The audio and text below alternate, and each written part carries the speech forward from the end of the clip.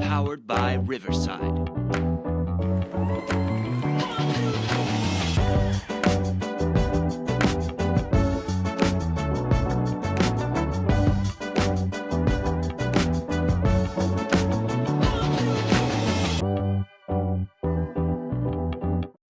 Welcome back. Another episode, In-Laws and Out of Bounds. I am half of your host, Hagen. Sitting across from me, we have our other host, Emilio.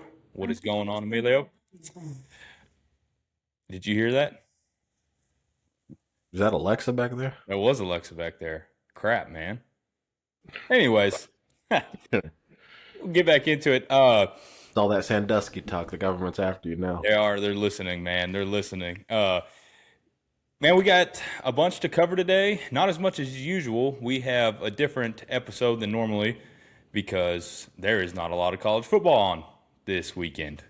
We have really one game, America's game, Army versus Navy.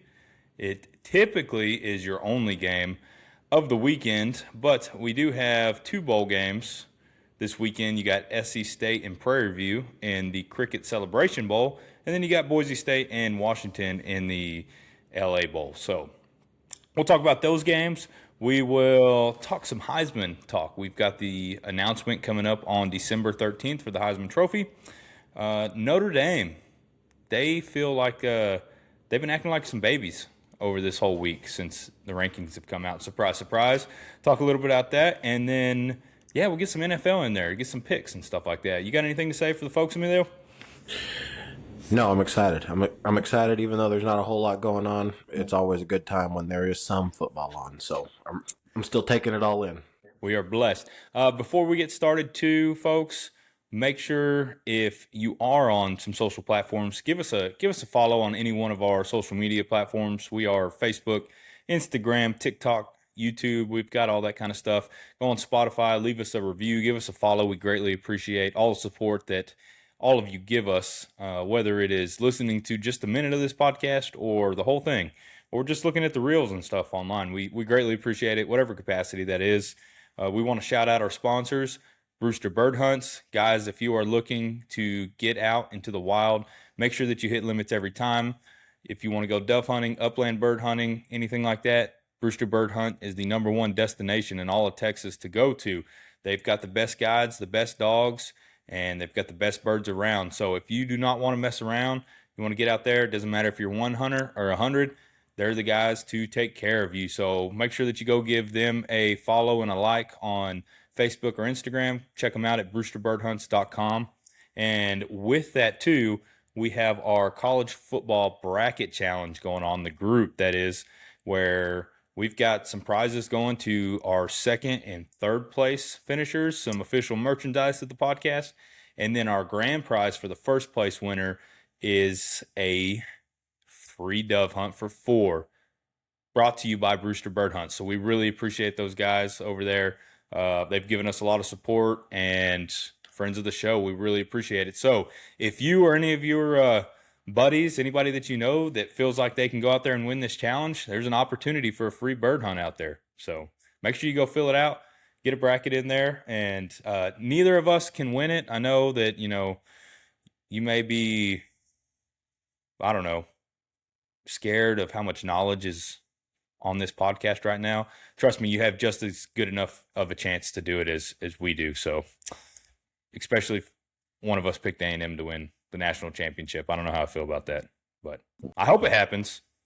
I picked it in both brackets. Both brackets. Hey, double down on that bad boy. So anyways, yeah, go do that, guys. We appreciate it.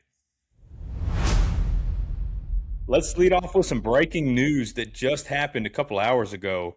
Sharon Moore, former head coach of the Michigan Wolverines, was fired because of some inappropriate relationship with a staff member, something like that. And Michigan has a 0 tolerance for that. So they have fired him, and then shortly after, he was taken into custody by the local police department. No idea why. There hasn't been anything, that's come out. There's no charges against him at the moment. And they don't know if it has to do with the inappropriate relationship or what it is. They came out and had the statement that Michigan head football coach Sharon Moore has been terminated with cause effective immediately. The school said in the statement, following a university investigation, credible evidence was found that Coach Moore engaged in an inappropriate relationship with a staff member. The conduct constitutes a clear violation of the university's policy, and Michigan maintains a zero tolerance for such behavior. So, the reason for him getting arrested is still unknown. It is pretty wild. I believe they've known about this for a couple days now. It is kind of suspicious on this part because signing day happened yesterday, I think was the last day of it, right? So for them to get through all the way through signing day, let these recruits think that Coach Moore is going to be there and then kick him to the curb, interesting timing. Not to say that he doesn't deserve it, right? But I don't know. What's your thoughts on that? You're a Wolverine fan.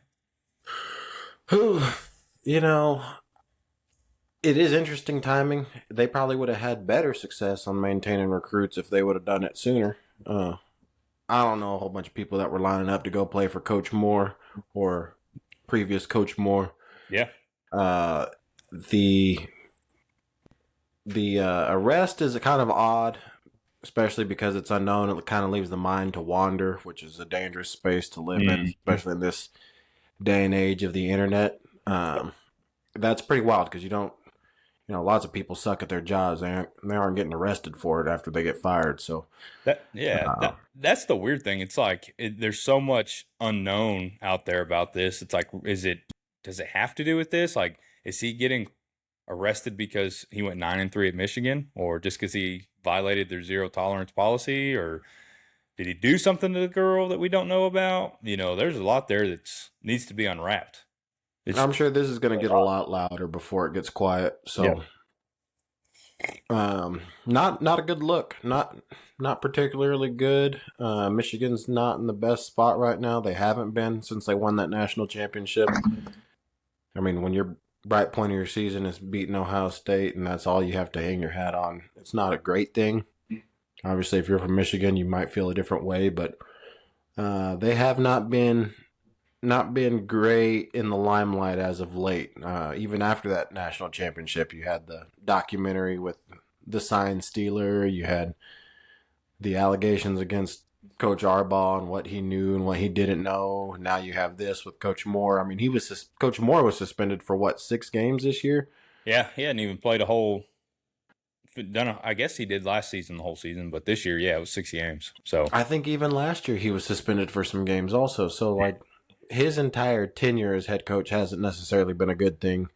And really, since they won that national championship, no real good news not involving football has came from that organization. Yeah, so he was kind of thought of as a bridge coach anyways, really, from Harbaugh, and then the potential of getting any kind of sanctions that Michigan may have faced, which they didn't really face anything, right? Harbaugh's banned, or he's got a suspension if he ever comes back to college football, right? Which you probably never will, but so he was really viewed as that. I'm not saying that's what he was, but that's been a lot of what the chatter is, excuse me. So you're right. Nobody was lining up to go play for Coach Moore, I think. You get a lot of draw just from being Michigan in that name.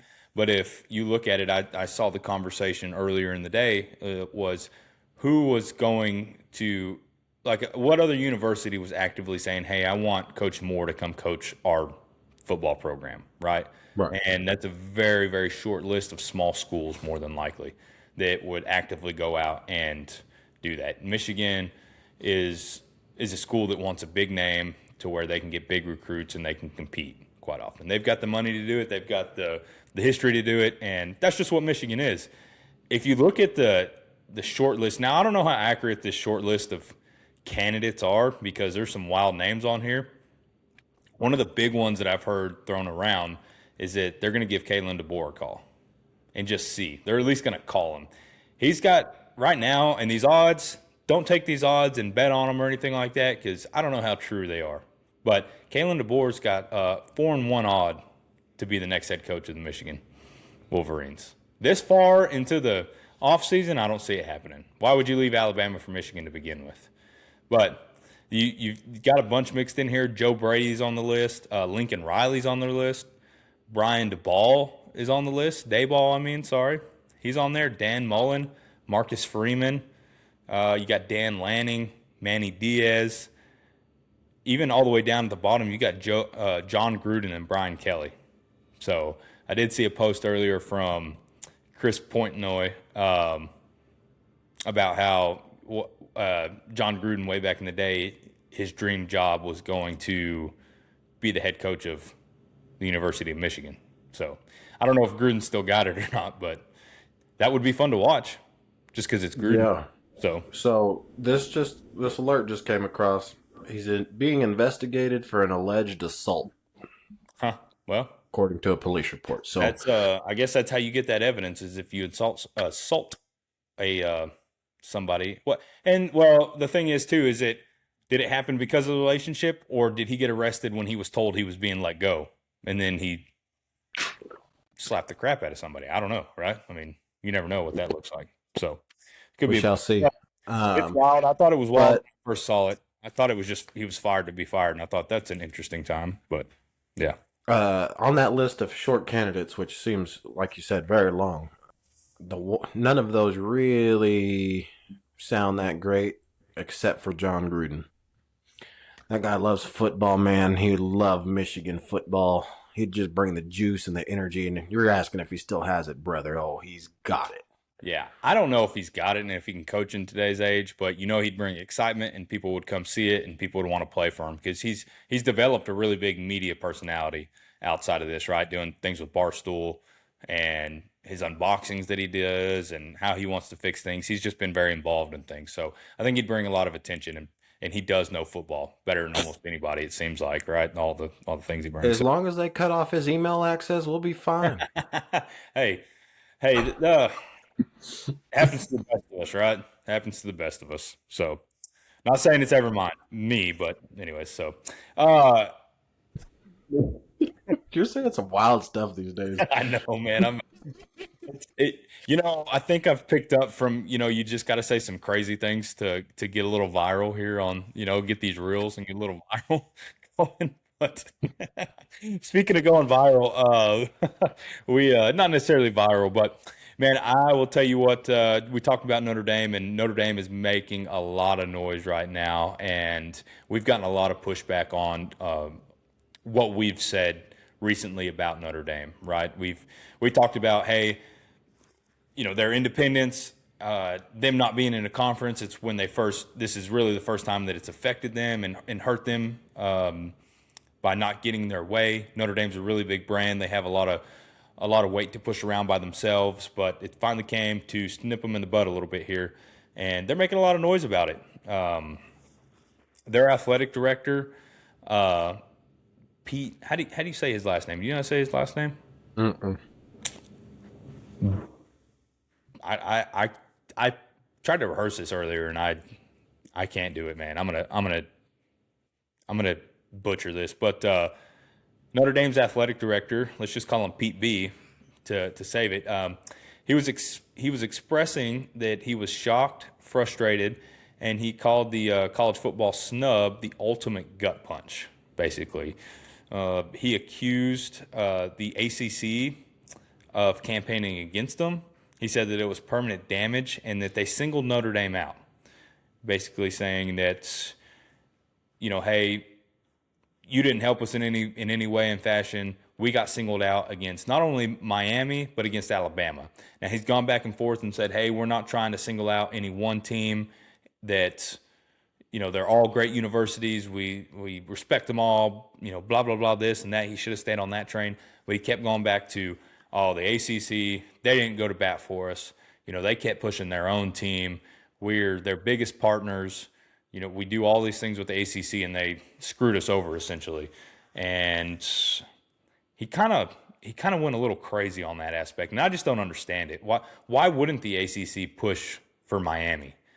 That's what they're there for. Like, Notre Dame's not going to split the revenue share with the ACC for the playoffs. They're going to keep it all to themselves. What good is that? They're not going to put an ACC patch on their jersey and go represent them and all this kind of stuff. So why would the ACC push for Notre Dame to be in there? That's that's crazy. I don't understand where this is coming from, and he's backed off with some of those comments here a little bit. He says that there needs to be a frank, honest, and productive conversation with ACC leadership, but he basically he wants to talk about it and get that done. You've had the Big 12 commissioner, Brett Yorkmark, come out and call his reaction egregious and out of bounds. I like that. We get a little shout out there, I think, us. Anyways. And he defended the ACC's role. And then the ACC commissioner, Jim Phillips, came out and, stated that he supports all members, but acknowledged that they're going to support all members, but they acknowledge that Notre Dame's disappointed. So I don't know. I don't understand why Notre Dame's being such a bunch of crybabies. I get it. They were left out in, they were consistently there above Miami, and then it came down to the last week, and Miami jumped them. And like we said last Sunday, or this past Sunday, was the ACC just lobbied harder, and there was more money there, and it probably really came down to that conference was not going to be represented, and they weren't going to let that happen, basically. So whether that's right or wrong, that's not what we're here saying. It's basically the format that we're given, and it just is what it is. Notre Dame is probably a better team than Miami. I think we both agree on that. But that's not the way that the format is, and they're going to get left out for those reasons. So, well, the weird thing too is that Notre Dame is a part of the ACC in every sport except for football. I don't know how that works. I don't know how they negotiate that. But in every other sport, they are a member of the ACC. But that's beside the point. I mean, obviously, the ACC is going to push for their team to get in. I mean, why wouldn't you? You're going to push for Notre Dame to get in just because they're a partner, because they're required to schedule 5 of your teams a year. That's not the amount of money that you get in return for that is not the same as actually having a Miami in there. So no, like the revenue sales from Miami playing Texas A&M, just from the A&M fans alone that are going to buy tickets to that game, Miami's going to get a nice chunk of change out of that. And then you have game day there on top of it. So like it would not equal the same as Notre Dame being in there. And like you said, why would they share that money at that point? So yeah, it doesn't make sense. And then the last argument to all of that is, if you really cared that much, just beat them in the head-to-head, and you don't even have to have anything to worry about. Oh, 100%. I'll tell you, he did take some Lobos. He talked about how the ACC, they've had a 23 in all the regular ACC games. There's a 23. It's been 23% of sellouts for their games. When Notre Dame plays in those ACC games, it's a 90% sellout. So he's basically telling the ACC, we bring your money in football. It's not you. So there's a damaged relationship there. It'd be interesting to see. Apparently Notre Dame there was a talk with the SEC commissioner. I don't think anything truly happens there. But it'd be interesting. I think, man, we talk about a lot of this stuff, and it's brought up, okay, hey, do we expand the college football playoff? Do we go to 14 teams? Do we go to 16 teams? Is it 24 teams? If we go to 24 teams, do we realign conferences? Do we have that kind of conversation? You've been thinking about that quite a bit, and there's been a lot of talk on it. And we've gotten to these mega conferences, especially if you talk about the ACC and how the Pac-12's gone, and people have they don't respect the Big 12. Are their teams going to go independent? Is the SEC going to try to gobble up some other teams? Are we going to what's that point to where we get to these mega conferences? We're already at that point of mega conferences, but I guess to where we only truly have say 2 conferences. How do you break that up? I think going backwards and going to older conferences is probably the best way to do it. You get into more of those regionalized games where those conference games really matter, and you can schedule it a little different. I was looking back at it, and I had a post from back in 2010 or something like that on my Facebook, and I wrote, mega conferences sounds mega gay, basically. Not basically. That's fully what it said. And if I can find it, I'll snip it and put it on here on the video. I may get in trouble for that, but Hey, make sure you state the date of that because we're in a different age now, Hagen. You can't be saying stuff like I that. know Come on. I will. It was 2010, I think, or 2009 or something like that. Anyways, it was a while back when some of that stuff was still acceptable, but gaming's happy. So, anyways, but you look at some of that stuff. Is it 14 teams that we go to? Is it 16? Is it 24?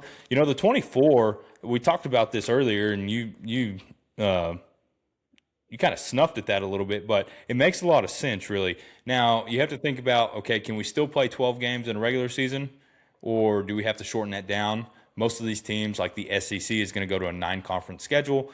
That's going to affect their non-conference games anyways because people aren't going to want to have these heavy-hitting games back-to-back-to-back weeks. And if you did a 24 team, for instance, you would be adding an extra week of playoffs, essentially, is what you would be. Not essentially, that is 100% what you'd be doing. You'd get, your 1 through 8 teams would get a bye week, and then you would play 9 through 24. And essentially, at that point, you'd have 16 different schools would have a home game at some point, right? So you'd have your first round that would be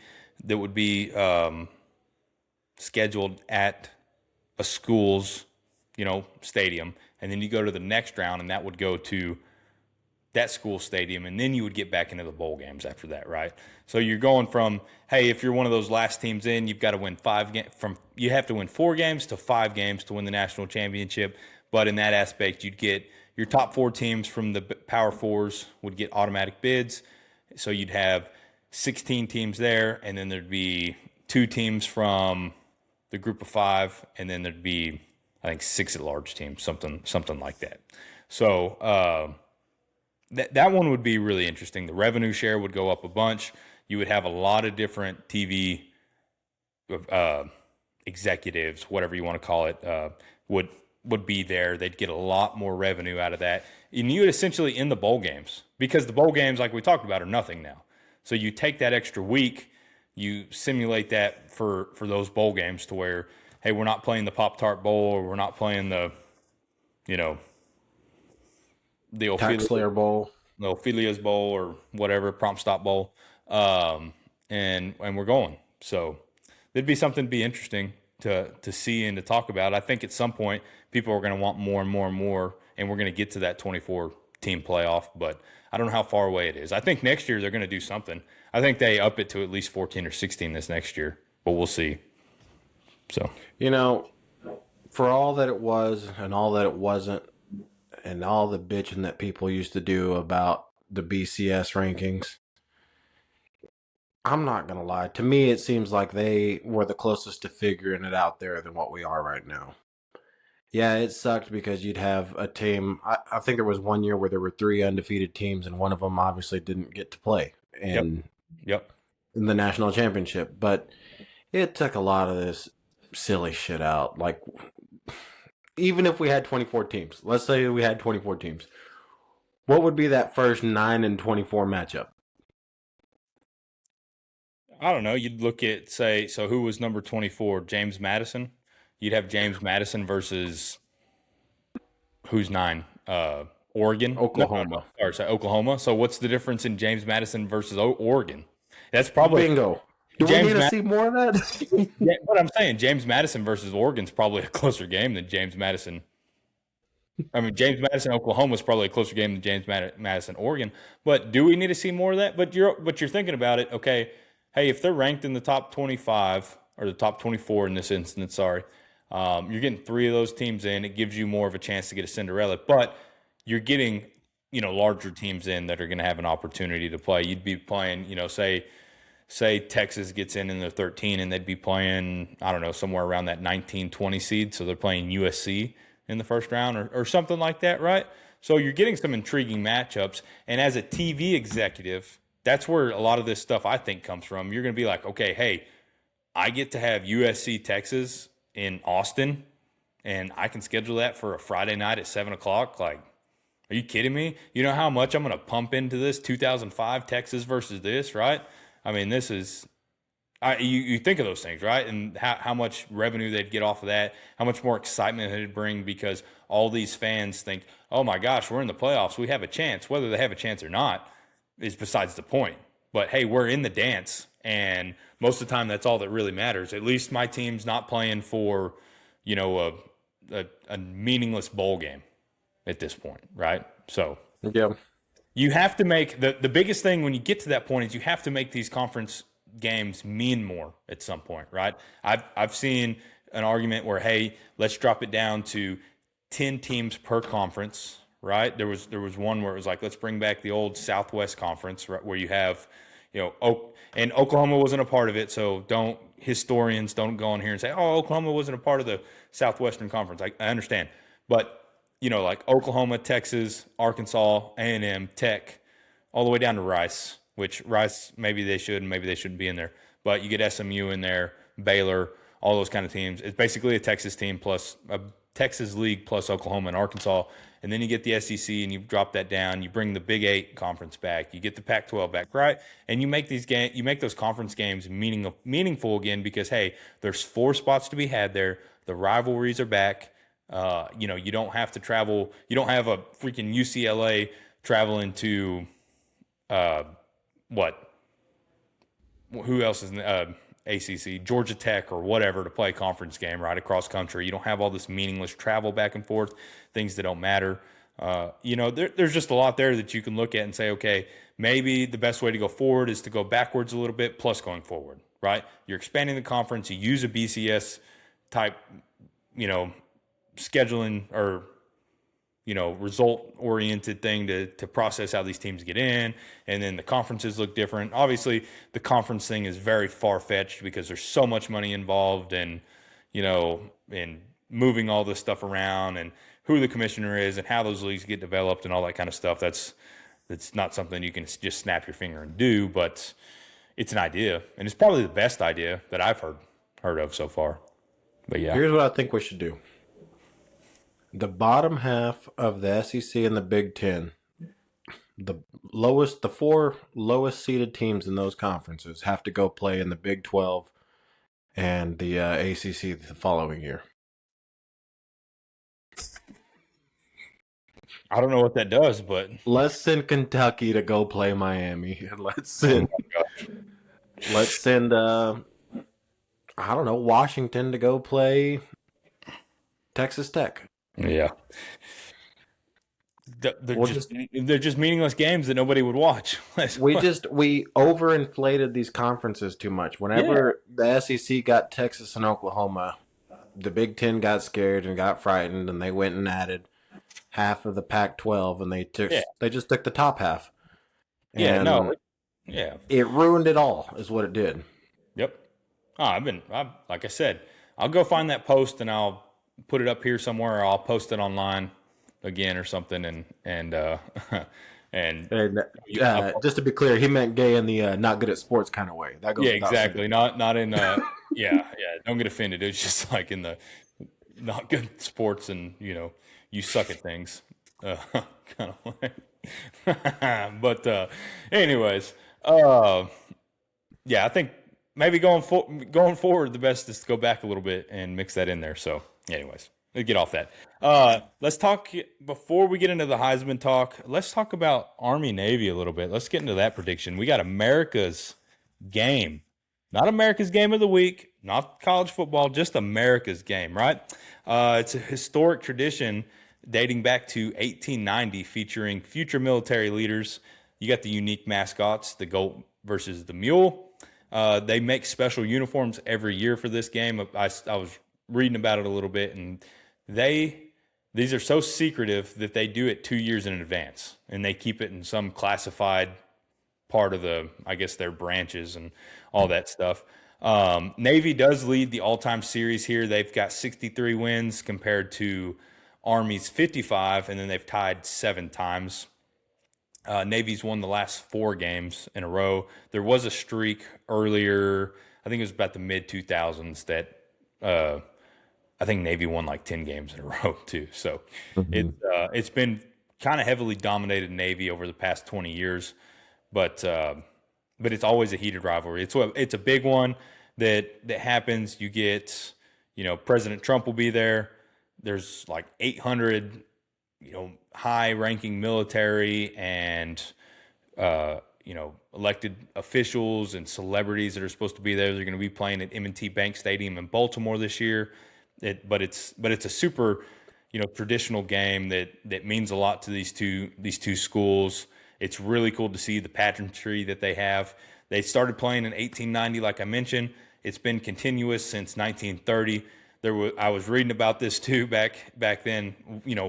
You think why that some of that has been broken up between 1890 and 1930, whether you're talking about World War I or all this kind of stuff. But there was a 4-year gap there it was like 1894 to 1898, and some of the ranking officers for both schools, the Army and Navy, they got into a really big disagreement about something, and it almost ended in a duel. They almost drew arms on each other, man. So it's pretty intense rivalry. It doesn't get to that point anymore, but that just shows you, obviously the 1800s are way different than the 2000s, but that's just cool history that you look at here. So we could have kept our guns away if we had video replay. That's all I it know, was. no kidding. Did he have both feet in, control the ball? Yeah. Wild. They play for the Commander-in-Chief's trophy too. That's something that's pretty cool here, but that's played between you've got Army, Navy, and Air Force that's involved in that. It's one of the only triangular rivalry trophies in all of FBS sports for football. So it's the results of who wins, those games, those matchups. Air Force is in the rivalry. It's just not as heated because they barely started back in 1950. But Air Force does have the most wins. It's like 21 wins compared to 18 and then 13, something like that. So it's pretty interesting there. But there's a lot on this game. It'd be a lot of fun. They do the prisoner exchange too. That's another one of those big things where before the game, the cadets and the shipmen, they get released after spending a semester studying at the sister school. So right before the game, they release the prisoners and they go and get back and they get to enjoy the game on their sidelines after having to spend a whole semester in enemy territory, so to speak, right? So it's pretty cool. But getting into the game, basically, Navy is a 4.5-point favorite in this one. You got your over and under at 38.5 points. Navy has been a really good offense this year. Now they did play Notre Dame earlier in the year and they got their butts spanked, but they do have the number 24th ranked offense coming into the contest. They're averaging 434 yards a game, only averaging 136 yards passing, 298 yards per game rushing, first in the nation. And then scoring wise, they're putting up 32.5 points a game. On the defensive side, they're 92nd ranked in the nation, giving up 398 yards per game. Their passing defense is terrible. They're ranked 124th. In rushing, they're 57th. And then overall scoring, they're 82nd. On the Army side of the ball, they have the 110th ranked offense overall, averaging 335 yards per game, 78 passing yards per game. This Army team does not throw the ball. And you'll see why when you look at their quarterback's overall number. So they rank 136th in the nation in passing. Rushing, they average 256 yards per game, which is 5th best. And then they score 23 points even per game, which is 101st. On the defensive side of the ball, they're giving up 375 yards per game, which puts them at 56th in the country, 209 yards passing, 147 yards rushing, and then 22.5 points per game, which is 47th best in the league there. So looking at it too, I know you love watching both these teams because they're old school, right? You're running wing tee offenses that are options. They're getting after it, right? They're just downhill. Hey, we're not going to razzle dazzle. We're just putting our hand in the dirt and we're going to run over you, right? That's what these two teams do. Navy on their side, they've got Blake Horvath, who is their quarterback. He's their leading passer and rusher. He's got 1,390 yards through the air this season, 9 touchdowns and 5 interceptions. He's also added another 1,000 yards on the ground on 174 carries and 14 touchdowns. And then you look at Army's side of the ball on their quarterback, they've got Cale Helms, who has 504 yards passing, 3 touchdowns, and 2 interceptions with a 50% completion rate. Helms, I said Helms, it's Helms. He also has 1,070 yards on the ground. That's 265 carries and 15 touchdowns. So they those quarterbacks, they run a lot of option. They don't pass very much, but boy, 3 touchdowns, 2 interceptions. Are you yeah, shitting me right now? no, I'm dead serious. And What are we saying? there's been one other Anybody quarterback. that lost to Army deserved to lose because that's Hey, ridiculous. hey, Tarleton State beat Army the first game of the season, man, in overtime You're too. damn right they did. Hey, go Texans, baby. Don't forget about that. Hey, Texans are playing in a FCS quarterfinal this week too. But yeah. Hey, UTSA lost to Army this. I think it was the end of November. It was like 27-24, something like that. So don't you got some Roadrunner fans that may be listening that say, hey, watch what you're saying. But this game's just really cool because it's historical. You get a lot of the pageantry. That's really what it is. You're going to see a low scoring affair more than likely. Navy's 6-5 in this game. Army's 9-2. It's a lot of fun. They do a lot of cool traditions. That's probably the coolest part about the game. You go out there, you do that, right? They have badass flyovers, all that kind of stuff. But I think Navy's just gonna continue to roll on this train here. If you look at it, if you look at the past, let's say the past 4 games, Army last won in 2020, which was 15-0. In 21, Navy won 17-13. 2022, Navy won 20-17 in double overtime. 23, Navy won 17-11. And then last year in 2024, Navy won 31-13, excuse me. So it feels like with the offense that we've got here with Navy that they're going to run all over them. Army's defense does okay against rushing overall. Yeah, I don't know. I'm just gonna take. I have no dog in this fight, right? I don't know. What do you think? I know you like watching these programs. So They were in the split veer. They got 6 plays. Works like Novocaine. Just give it time. It always works. 100%. You better learn that pitch, Petey. I mean, it's cool to see the blast from the past. You line up in the wing tee and the split veer. It is cool because you don't see that anywhere else. Georgia Tech was one of the last teams that did it. Finally, they got rid of it in like 2016. So, yep. It's neat to still see that little piece of historical football every now and then. And by every now and then, I mean once a year for the last 300 years. So, Yep. This one's pretty easy for me. Blake Horvath is a dog, a certified dog. Yep. There's no way that he allows them to lose this game. So I'm going to roll with Navy, and I'm going to take Navy pretty big. I'm going to say they win by at least 2 scores. But, I mean, it's hard to get over 3 touchdowns and 2 interceptions. Yeah, it's really hard. Yeah, I'm going to roll with you. Yeah, I'm going to roll with you there, too. I think Navy wins by at least 2 touchdowns. You mean to tell me they played a full season? Yep. And this guy came away with 3 touchdowns and 2 interceptions? Yep. It's like he's playing for the Jackets or something, man. Gosh almighty. It's tough, man. I can't wait to see you look at the Instagram reels where they've got kicks for free or what is it? The that 80s. I did that terrible. I'll send you one later, but it's you always see that and they're running the triple T and it's just a downhill run and you got some white guy that just doesn't care about anything going into concussion protocol because he's just lowering his helmet and running over everybody in sight. So it's a sight to see. There's nothing more American than that veer offense. So hell yeah, brother. Good on them. You know what? And I salute the troops. So I hope that, just go out there and have fun, guys. How about that? Right? God bless the troops. God bless the troops. I agree. So Navy wins big. We both got them there. So that one's going to be 2:00 on CBS.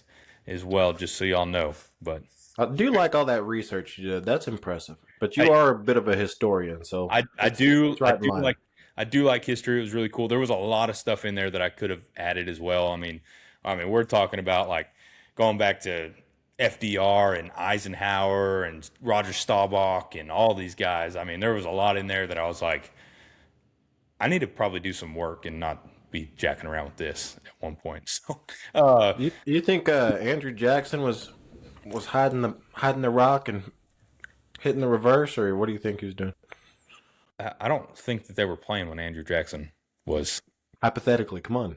hypothetically, yeah, sure, hypothetically, sure, yeah, yeah. I think yeah, Andrew Jackson was a little bit before 1890, so yeah, I don't know what he's doing. Nobody wanted to see George Washington coming down the middle. That's all I'm gonna say. Hey, he was a dog. He'd take it. You know what I mean? Or what was his name? Who'd Mel Gibson play in The Patriot? Gosh, he'd tomahawk your ass. You weren't careful.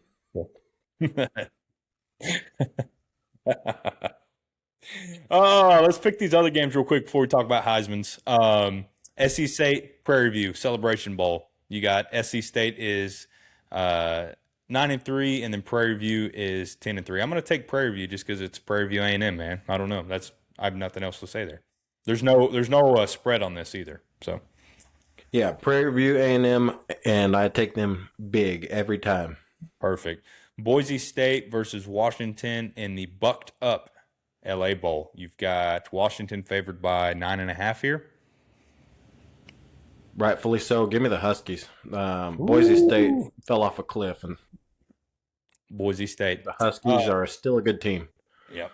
I've got no idea who Tarleton is playing this week as well, but man, give me the Tarleton Texans in a big upset down here. We've got who's it? FCS. I need to know who they're playing. Villanova actually.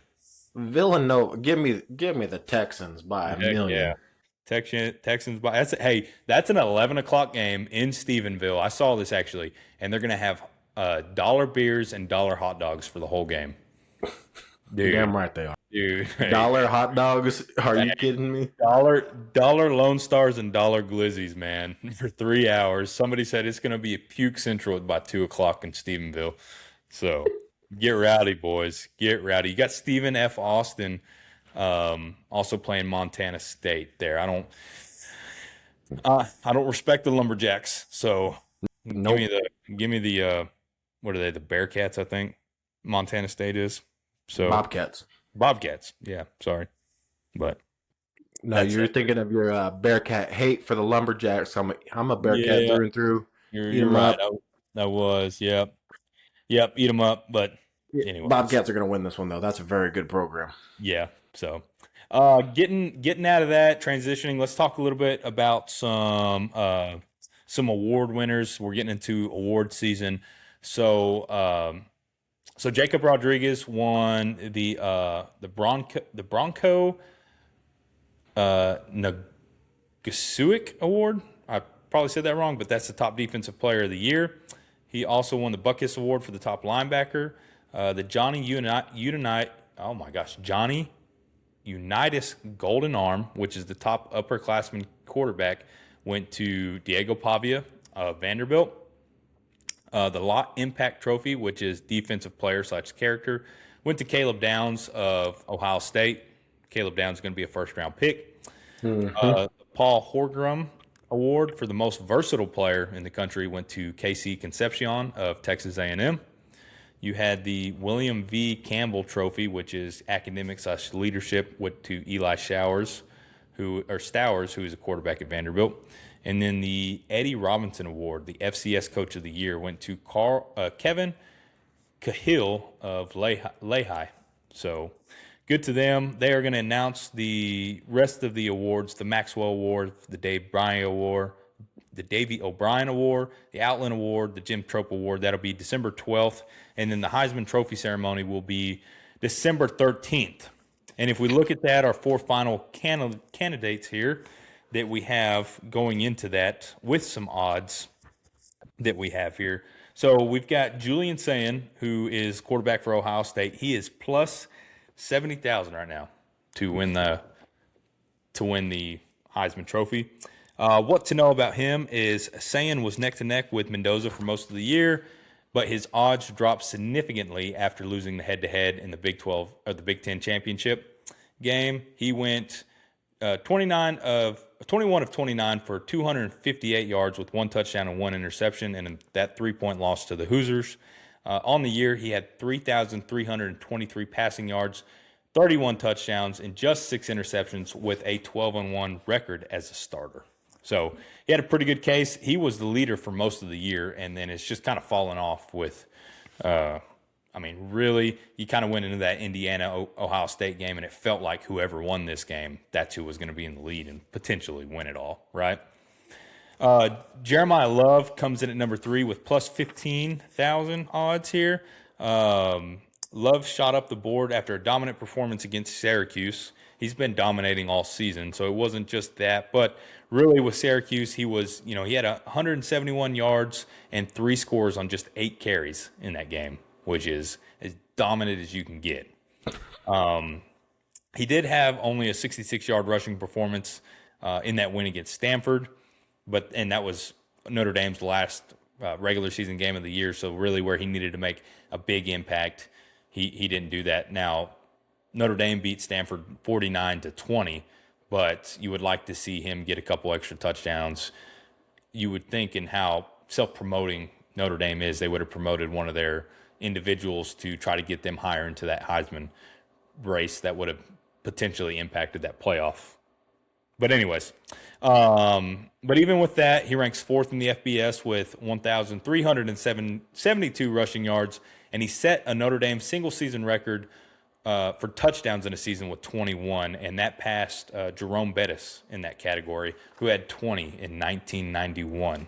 So that's pretty cool there. Get a little bit of history. Diego Pavia is number 2 right now with plus 600 odds. 2 weeks ago, Pavia led Vandy to its first win against Tennessee since 2018, and it was the first time that Vanderbilt had won in Knoxville against a ranked opponent. So he was only 18 of 28 in that game for 268 yards, 1 touchdown, 2 interceptions, but he also added 165 yards on the ground with the rushing touchdown. So put on a very good performance for the last game that we've seen him in. He, to go in there, beat your rival, put yourself in that position. Best season that Vanderbilt's had ever, really. Said a lot to really solidify him as a strong candidate. He finishes 3rd in the nation in both total offense with 4,018 yards and touchdowns with 36 total. So he got a little bit of a boost there towards the end. I saw really when Julian Sand lost in that game and how they only scored 10 points and kind of performed pretty poorly on offense. But number 1 is Fernando Mendoza. There's no surprise. He's minus 1,000 in the odds right now. Basically a lock to win it. He cemented his Heisman case when they beat Ohio State in that Big Ten championship, like we talked about. He leads all of the FBS in passing touchdowns with 33, and he's also the only player to have 30-plus passing yards or passing touchdowns and 5-plus rushing touchdowns on the year.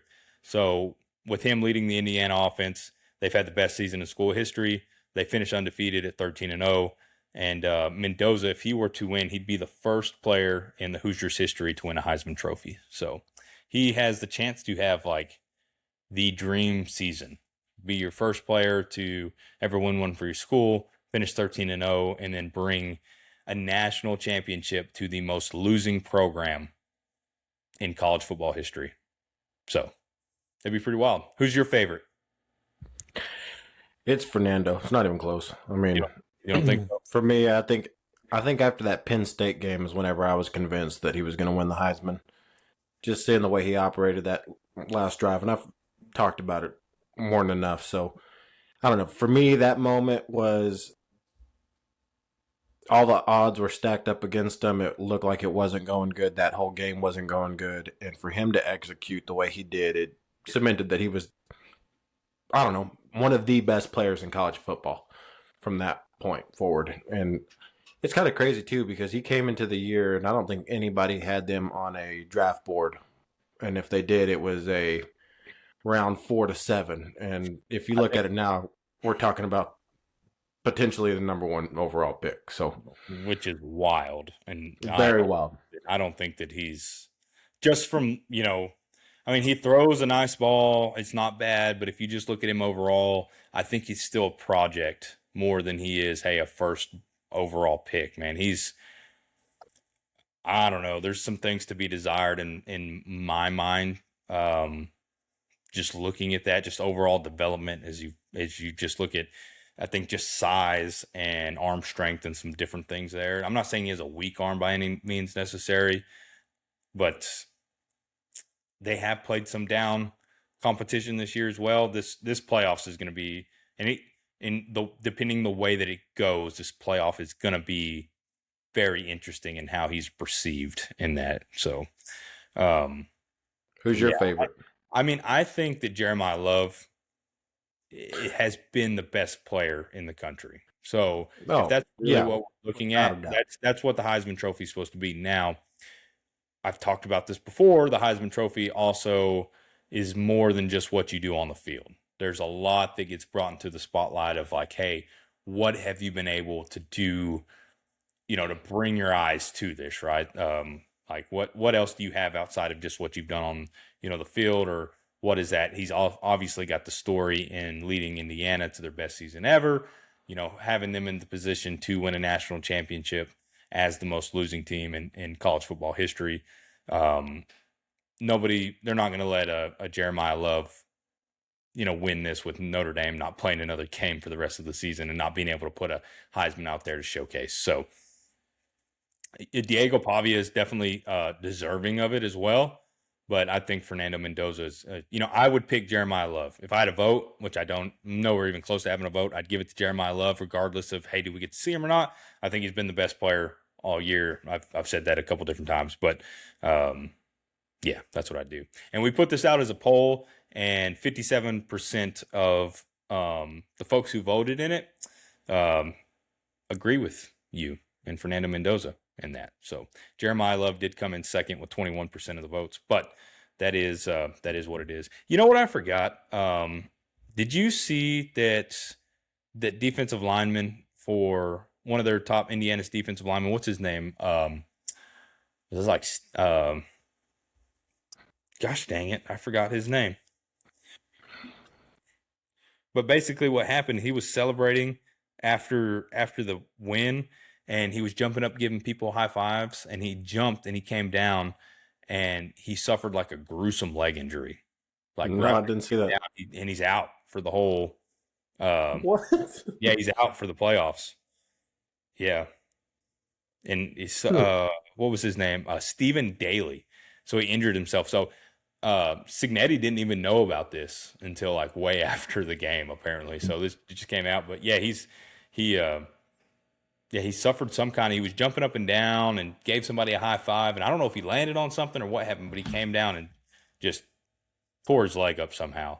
And so he's out for the whole playoffs. And he's like, they're top defensive linemen. So we'll see how that impacts him. So that's wild.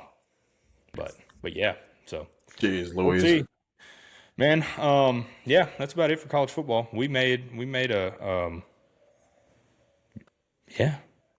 Man, for not having a lot of games, I'm proud of us there. I know we're patting ourselves on the back here, and people are going, "What the hell are y'all talking about?" Keep talking. So, but anyways, man, just wait till it's February or March, and we're trying to talk about football still. It's gonna be be tough.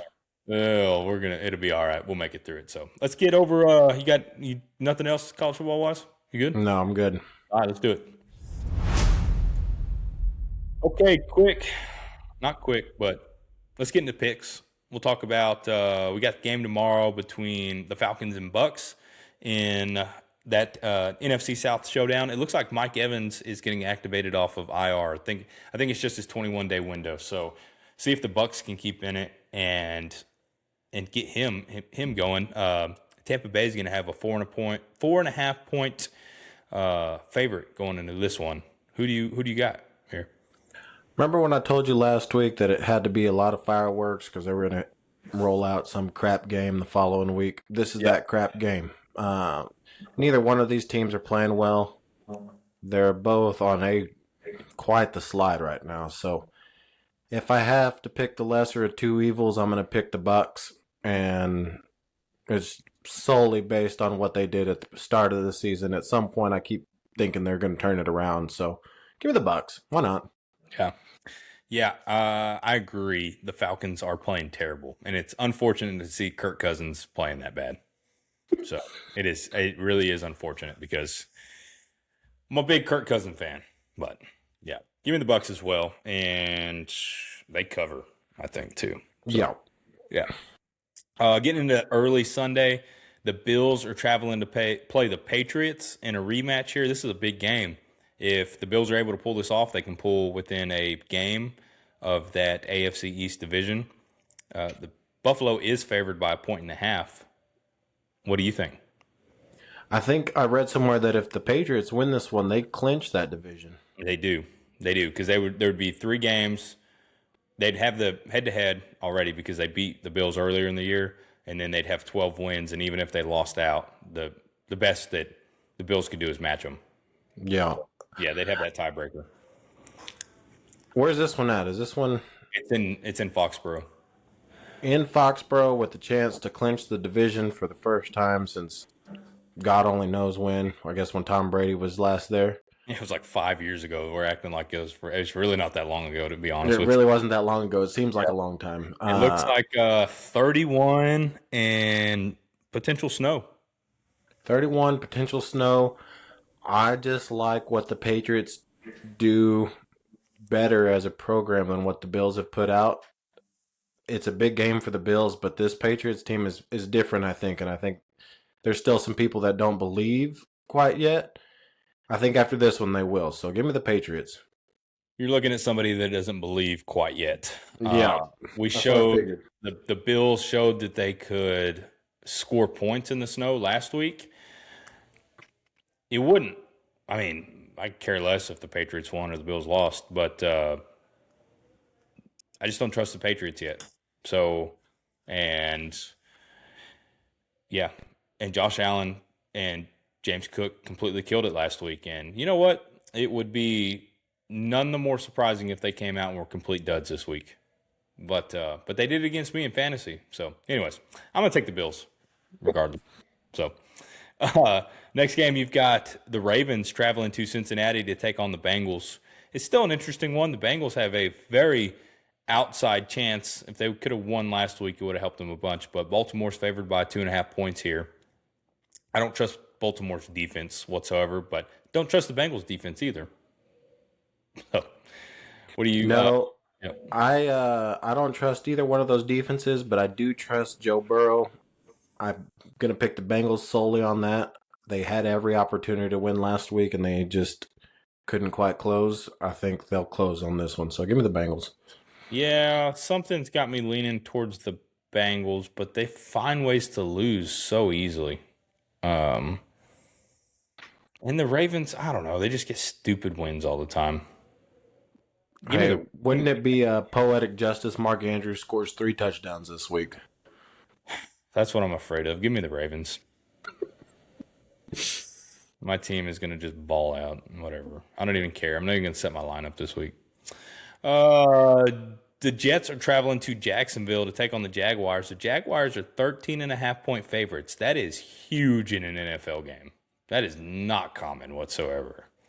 I'm gonna take the Jaguars. I don't think they cover. I think the Jets are gonna play them closer than that. But Trevor Lawrence and those guys have got on a hot streak, and I don't that Jets defense. You know what? Maybe they do cover because that Jets team sucks, and the Jaguars have a pretty good defense. Now when I think about it, they handled Jonathan Taylor last week, and again the Jets suck. So yeah.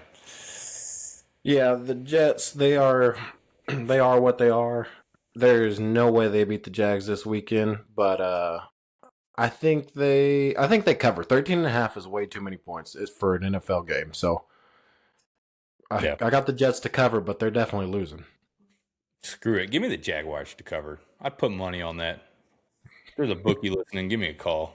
Put some money on that. Uh, Chargers are going to travel to Kansas City. Kansas City's favored by 5.5 here. Complete Why? last chance. There is still a chance that KC makes it. They need to win out, and then they need the Chargers to lose to the Cowboys, or there was I can't remember the other scenario. And then it's either the Colts lose out. I think it's something like that. So outside chance for the Chiefs to get in, but they are barely hanging on. Barely hanging on. So I don't know if the Chargers can do it again after that emotional, dramatic win Monday night against the Eagles. I had to play it up a little bit. That man, I don't see the Chiefs look like a bad football team. If I'm being honest with you, they they started to unravel, and then they looked like they were getting it back together, and then coincidentally, the Cowboys started their second unravel, I think. And now they look like they're all the way undone. So I'm just going to pick the Chargers just because they've been a little bit more consistent throughout the season. And I don't know, this Chiefs team, I think this is the year they hit the reset button. They let some of these older guys hit the road and call it a career and then get back to the rest of Patrick Mahomes' dynasty. But yeah, give me the Chargers in this one to set all that into motion.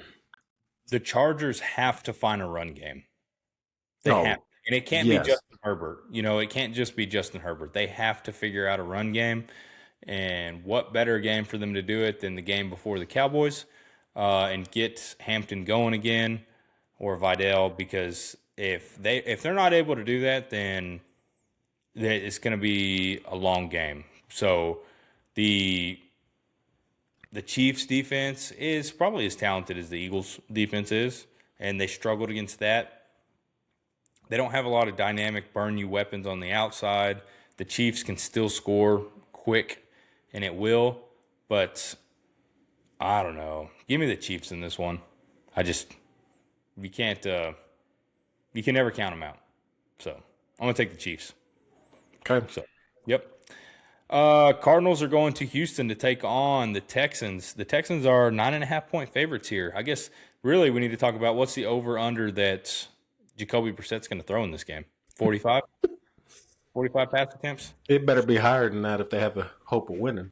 Oh, my God. Well, he needs to be in that 50 number. This Texans team, though they've been on a big win streak, a 5-game win streak, it's not been because of their offense. It's been because of their defense. So this is a game where if he does throw for 45-plus times, that, I don't know, 5 of those could be interceptions easily. Yep. So they're pretty freaking stingy. There could be a lot of sacks in this game as well. The Cardinals are just a bad football team, all in all. The Texans play really well at home. I think the Texans, 9.5, they cover. I think this is like a 31-10 kind of game that Houston's going to win here. So yeah, I think the Texans win this one. I think they cover. That defense, holy cow. I can't get over how good they are. They absolutely demolished the Chiefs. And really, the score wasn't indicative of that. But if you go back and you just watch how, they just really took their soul out of them. Yep. Had them looking over their shoulder the whole rest of the game. It's crazy. They fly around. They light you up. It's fun to watch.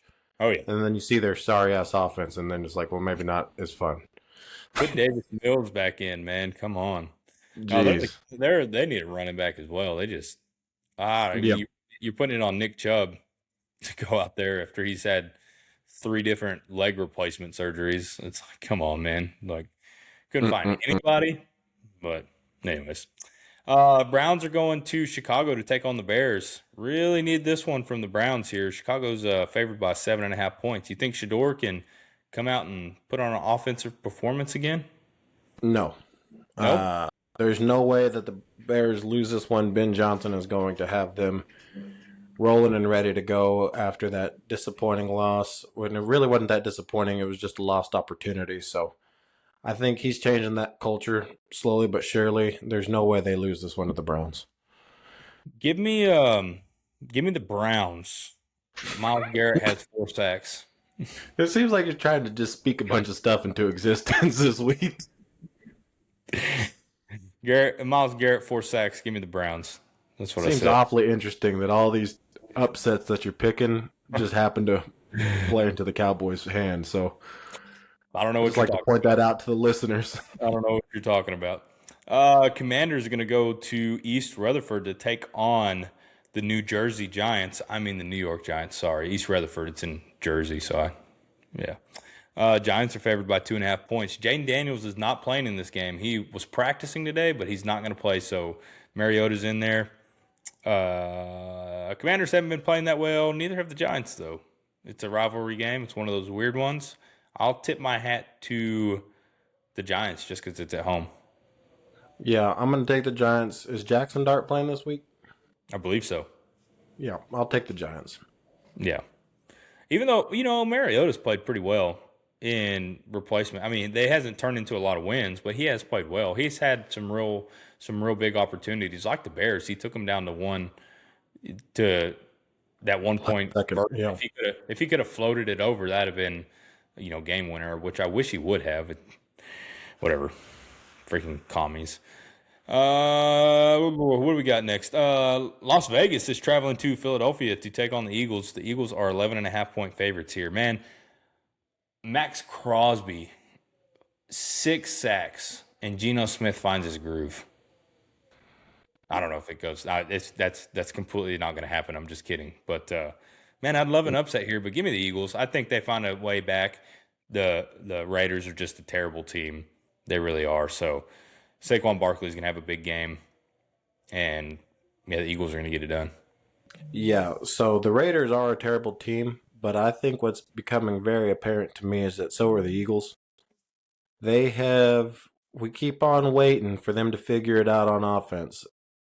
I don't think it's coming. I think this is another year like that year when Brian Johnson took over the play calling duties, and they were just a bad team, and they made it to the playoffs, and we knew what we already knew going into it, which is they weren't a good team. So, Yep. after seeing Jalen Hurts throw 4 picks, shout out to Josh Alvarez because he's the only other person I know that has thrown 4 picks in a game. That's low. That is low, dude. That is low. Man, I don't trust the Eagles at all, so I'm gonna pick the Raiders in this one.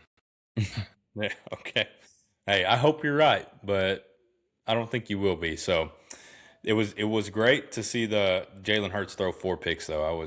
And fumble the ball too. And then He was the first player.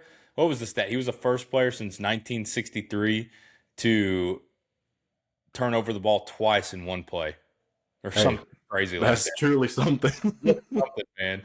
Threw an interception.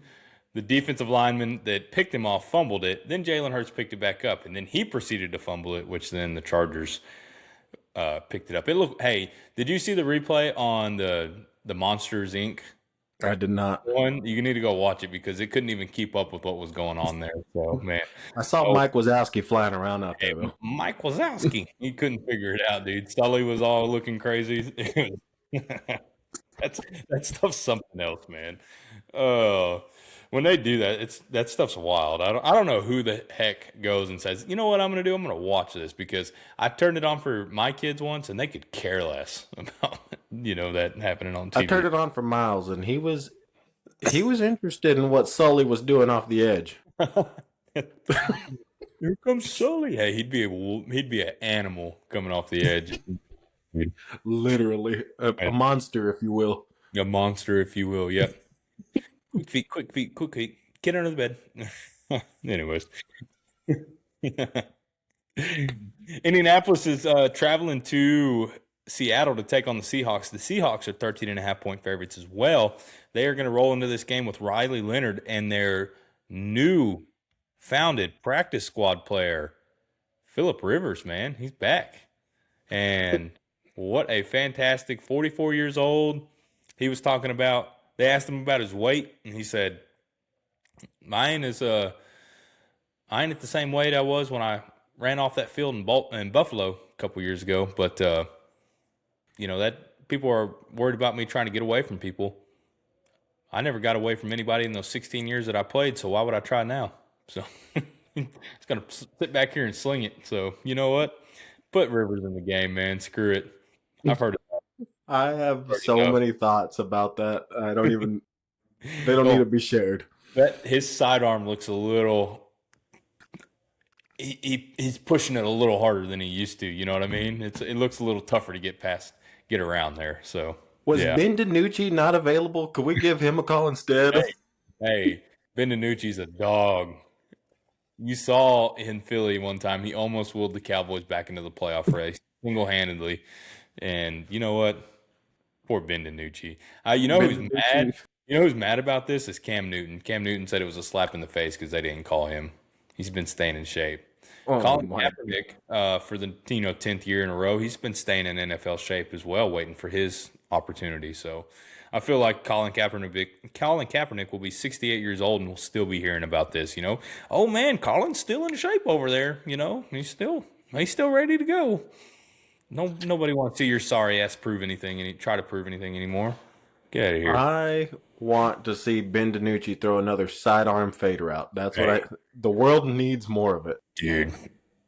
I Dog. will never forget that. I mean, that was a truly. I've never seen anybody throw a fade route sidearm, and that was the first time I've ever seen it, and it was the last time, and I'm disappointed about that. Because talent like that just only comes around once in a generation. Yeah.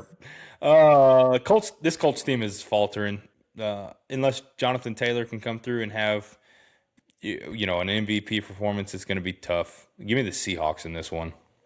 Yeah, the Seahawks, their defense has proven to be pretty good. So, I mean, you really have to focus in on one thing and one thing only. The Colts have a lot of weapons, but the guy that's supposed to distribute it to those weapons, I don't think anybody trusts Riley Leonard, and I don't think anybody trusts Phillip Rivers even more. So, the Seahawks, this is an easy one. Put Rivers in, man. Let's see it one more time. Let's do Why it. do you want to see somebody get annihilated on live TV like that? Because it's like our era of football, man. You know, and it's. I saw something and somebody said it. He could get hit one time and possibly lose both knees and both shoulders in one. He said he knows the risk of what could and what could not happen. But He's got grandkids to think about, man. this This isn't even a joke. He's on baby 27 right now, so you're right. He's got man. literal grandkids out there. His poor wife, man. He don't give that girl no free time. You know, Jesus Louise. The Packers are traveling to Denver to take on the Broncos here. You got Green Bay favored by 2.5 points. Give me the Broncos only because it's in Mile High. They've got a really good defense. Jordan Love has struggled against really good defenses and some subpar defenses as well. So I think it just really being, if this was in Green Bay, I would probably take the Packers. But since it's in Denver, that's really and that Broncos defense, you talked about it last episode, how good they are and you know how they can cover. Patrick Surtain's been playing at a really high level. They've got a really good run defense, and their pass defense is one of the top in the league. So give me give me the Denver Broncos. So Yeah, I like your pick. I'm going to go with the same pick. As good as, you know, Jordan Love looked last week, I don't trust him to go back out and do that again, especially against this secondary and this defense as a whole. And offensively, yeah, the Broncos probably still aren't the best looking thing out on the field, but I think they do enough. And this is one of those teams that's going to ride their defense as far as they can go. So yeah, I like them in this one. they're going to be able to put up around that 20 points, right, and give them enough to get past. So for sure. The Titans are traveling to San Francisco to take on the 49ers. There's not much to say here. Give me the Niners. Not so fast. 12.5-point favorites. Okay, Sorry. yeah. Give me the Niners. Give me the Niners. Give me the Niners to cover. Yeah. It's Titans are terrible. Panthers are traveling to New Orleans. Take on the Saints. You got Carolina favored by 2.5 points here. I don't know why. The Saints are all the way back. We found our quarterback of the future. We're going to keep on building on that success, but we are going to lose this game. So give me the Panthers. Give me the Saints in this one. There's something about the Superdome, and especially when they play some, divisional opponents. I don't trust the Panthers still. They've been so up and down and around and all kinds of stuff. So give me the Saints in that one. The Lions are traveling to SoFi to take on the Rams. You have Los Angeles favored by 5.5 here. The Lions did play really well last week. They look like they got a little bit of swagger back, but the Rams have never lost their swagger. And it's always, Jared Goff going back to the Rams to Los Angeles. There's that talk. And then Matthew Stafford playing his old team in the Lions. And yeah, just give me Stafford and the Rams, because why wouldn't you pick them? Their defense is playing really well. Their rushing offense is off the charts. And then Puka Nacua grabs every single freaking football that is thrown at him. And Devontae Adams is the best red zone threat this year. I mean, all of his touchdowns, I think, have been under like 5 yards because they've all been in the red zone. So, yeah.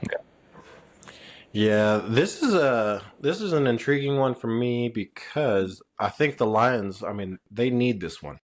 They have to have it. Yeah. So, with that out there, I trust Dan Campbell to get the boys going and to have them ready to rock and roll. I think it's going to be a close game. I don't think it's going to be easy on the Lions by any means, and I wouldn't be surprised if they were to lose. But I'm going to roll with them just because I do trust in Dan Campbell. Okay. Fair enough. We get to our Sunday night football game. You have Minnesota traveling to Dallas to take on the Cowboys here. You've got Dallas favored by 5.5 points. What do you say? Well, J.J. McCarthy had some good things to build on after last week. I mean, sure, he only threw for 163 yards, but he did throw for 3 touchdowns and no interceptions. He took care of the ball. This Vikings defense is creative. I could see them not stopping the Cowboys offense completely, but I could see them giving them fits. And I don't know, the Cowboys are in a bounce back game, gotta have it game again. I don't like the Vikings offense whatsoever, but that's just, I'm told you I'm never going to not pick against the Cowboys. So give me 9 and the Vikings to win this one. Of course, I told you last week when Minnesota beat Washington 31-0. I said, of course, they're going to find some offensive rhythm and they're going to get this going right before they play the Cowboys, because that's always what happens. But I felt a little more at ease when I saw that Justin Jefferson only had 2 catches. Not going to say that that's going to happen this week. It would not surprise me in the bit if Justin Jefferson came out and he had 11 catches for 186 yards and 3 touchdowns. That being said, I'm going to choose to believe Dak Prescott and say that they're going to use that game and come out pissed, whether it's a little too late or not. The Cowboys have been very up and down. They've had a lot of games that they should have won that they couldn't get done. They are what their record says, which is 6-6-1. They've got a lot to prove. They've got a lot to do. Cowboys by 17. They're going to come out. They're going to run the ball. They're going to shut down McCarthy. They're finally going to stop playing Kenneth Murray so much. Let Logan Wilson take more of those snaps. Thank God. I don't know why we waited this long. He needs to take less and less snaps. Kenneth Murray is garbage. But hand the ball off to Javonte Williams, find Pickens. I think CD's trending to play. And, yeah, Prescott's going to find them all over the field. So give me the Cowboys by 17 in this game. Big win. Big win on Sunday Night Football. So, changing from your Cowboys by 10, huh? Yep. You just upped it somehow. Yep. I have no logic behind it other than I just wanted to say big number. And that's your Brewster Bird Hunt bold take of the week. Cowboys by 17. And you bet your ass they're right there with me too. So, yes, sir. So, that's it. Big playoff implications in a lot of these games. We talk about the Cowboys in the playoffs, and you talked about the Eagles faltering. The Eagles got to go at least – they can't go better than 2-2 down the stretch, and the Cowboys have to win out. If that happens. So if the Cowboys are able to get to 10 wins and the Eagles stay at 10 wins, the Cowboys would own the tiebreaker because of common opponents and some different things. So, yeah, so there's a lot that needs to happen. There's some other things that could happen, I guess, technically with some of these 9-win teams. If they don't win out and the Cowboys win out and blah, blah, blah, it looks very slim here. Really, their only option is to get to that divisional title game. So, I don't see the Eagles imploding like everybody else, but we'll see. Stop trying to crazy, put that good crazy. juju out in the air. Let it go. I guess crazier things have happened, but I just don't see it happening. It's tough. So Monday night, you got the Dolphins at Steelers. What a snooze fest. We'll talk about that Sunday and give our prediction there. Man. So yeah. Anyways, I have a whole segment of NBA, NHL, and then some FIFA World Cup. You ready to get into it? I was with you until you said FIFA World Cup. I'm just kidding. No, we're not going to get into any of that. But yeah, hey, we're going to have to cover some soccer this summer when the World Cup gets here. I'm sorry. I don't know. I'm not going to be able to pronounce anybody's names. I'm going to be saying stuff that I don't have a damn clue about. But you know what? USA. USA. I'm not totally sure the rules of soccer, to be honest with you, other than you can't use your hands. That's about all I know. Can't use your hands and put the ball in the goal, baby. That's all that matters. Put it in the goal. So don't let the other team put it in the goal. And I think in the World Cup you can't tie. Well, I think you can in the group play, but obviously you get to the point where we're gonna have some some shoot-offs or kickoffs or whatever they call it, and that's exciting, you know. Anyways, get past all that. I'm just fucking around. I'm not looking forward to that. Messing around. I'm gonna have to edit out my F word there. I'm sorry. I'm sorry, everybody. Yeah, I think that's it. Is now a good time to make the big announcement? No, because it's not true. It's not true whatsoever. Okay, I won't make it then. That's fine. I mean, I'm kind of interested to hear what you have to say, but it's not true. So I'll save it for the next episode when we need more content. Whoa, whatever. Okay. Yeah. Don't listen to anything Emilio says. Man, there's not in a million years would I run for an elected position in Uvalde County. Not in a million years. So you ain't got to worry about that.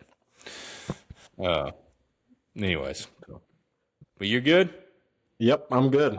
I'm good, man. I gotta go find those 25 people I was handing out buttons to already. So. Oh my gosh. Anyways, guys, we really appreciate it if you made it this far. Whether you've skipped around, anything like that, we greatly appreciate whatever that that you've taken and use your time to listen to us. It's been fun. We will come back here on Sunday. We'll talk about the NFL. We'll talk about the Heisman, and then we'll look forward to the first round of the playoff games and getting to all the bowl games. So we're only a week away. We'll have some better content going forward, and yeah, we'll go from there. So you got anything else? I'm good. Good. Well, guys, we greatly appreciate it. Make sure you go follow us on social media. Give our sponsors, Brewster Bird Hunt, a follow as well. Join our bracket challenge group, In-Laws and Out of Bounds Sports Podcast. Find us there. Free dove hunt to the overall winner, second and third place. So you get some official merch that you can rep around. And yeah, that's about it. I think it's great. Everybody have a great rest of your week. Going into a great weekend, and that'll be it, man. Jesus loves you. We'll see you guys later.